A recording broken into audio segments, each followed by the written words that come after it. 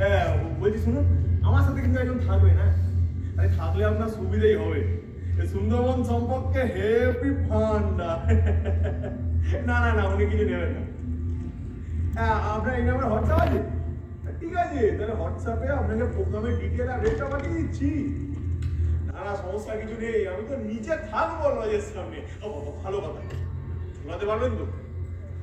না না মানে ভ্যানে পা ঝুলিয়ে বসতে পারবেন তো? কলকাতার মানুষ কি না। ও ঠিক আছে, তাহলে আমি বাড়িতে ব্যবস্থা করছি।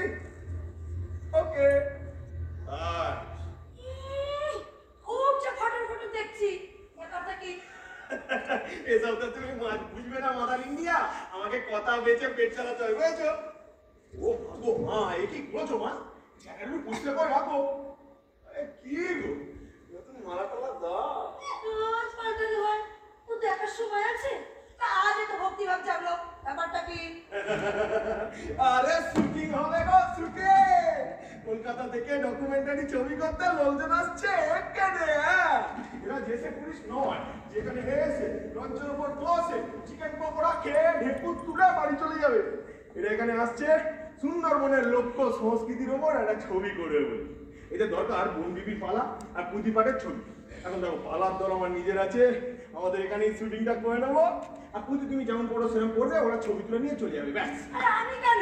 তার থেকে তোর বউকে বল না, রঙিন শাড়ি পরে তারপর সুন্দর করে সেজে গুজে বসে পড়বে, তবেই তো দেখতে ভালো লাগবে নাকি? আরে তুমি বুঝতে পারছো না মা, এখানে তো সাদা শাড়িটাই আসল, আর ভিতরের কষ্টটা। বন্ধু কি বলছিস কি তুই? শোন মা শোন, তোর বরের কথাটা শোন। ও সব কিছু বেচতে বেচতে আজ মায়ের কষ্টটাও বেচতে চাইছে। মা কথায় কথায় সেন্ডু দিও না তো। দেখো যা কিছু করছি সবাই পেটটার জন্য, সেটা অস্বীকার করতে পারবে? হ্যাঁ, আর এর মধ্যে দোষের কি আছে? না না, এর মধ্যে দোষের কি আছে? ওরা বলেছে যে একজন বিধবা বয়স্ক মহিলার পুঁথিপাটের ছবি চাই। এবং কাজটা তুমি করলে টাকাটা আমাদের ঘরেই আসবে, তুমি না করলে এখন অন্য কাউকে দেখতে হবে, এই আর কি। এই দেখ, তুমি আর চেয়ে বসে রইলে কেন? ভাতটা দেখো। আর মাকে নিয়ে চিন্তা করো না, মা তোমার এই রকম, এই হট, আর এই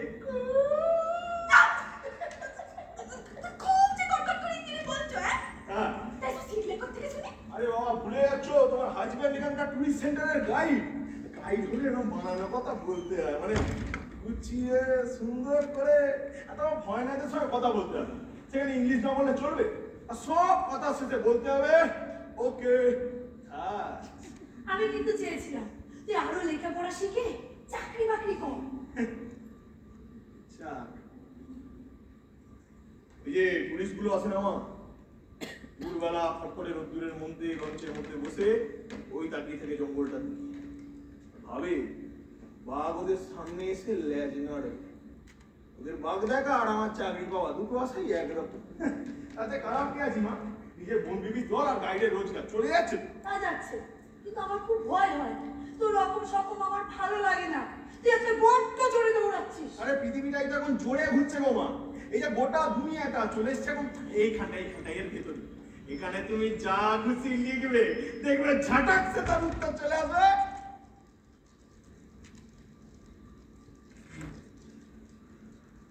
না ভুল বলবো, সব কিছু নয়।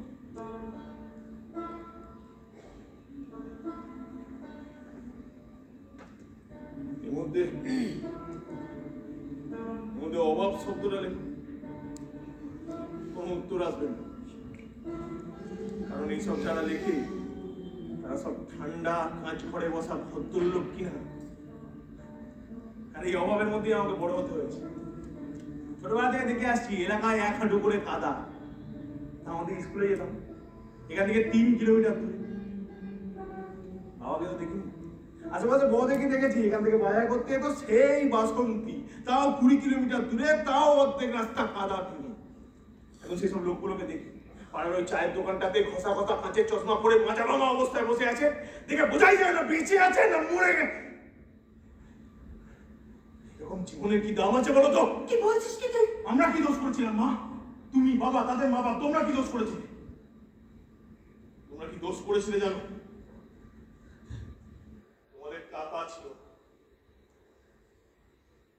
কিন্তু অনেক টাকা চাই মা, অনেক টাকা। ওই ভদ্রলোকদের মতো শুধুমাত্র টাকার জোরে ওরা সমস্ত সুযোগ সুবিধা ভোগ করে যাবে কেন? মাঝে মাঝে ইচ্ছে হয় বাঘের মতো ওদের ঘাটটা ধরে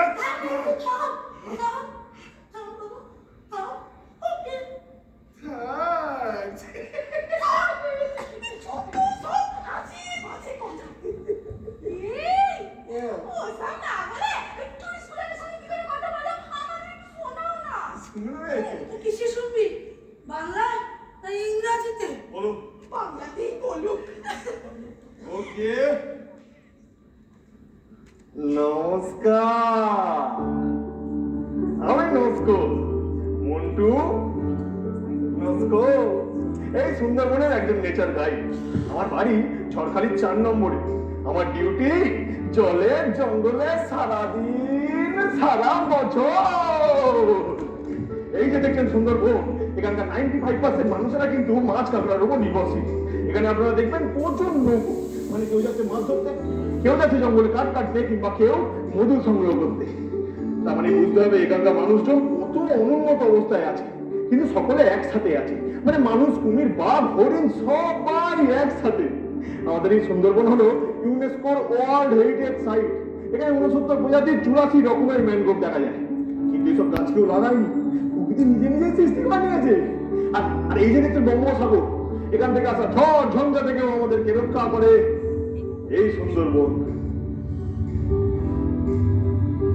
আর এই সুন্দরবনেই রয়েছে রয়্যাল বেঙ্গল টাইগার, সবচেয়ে হিংস্র প্রজাতির বাঘ। এই বাঘ এত হিংস্র কেন জানেন?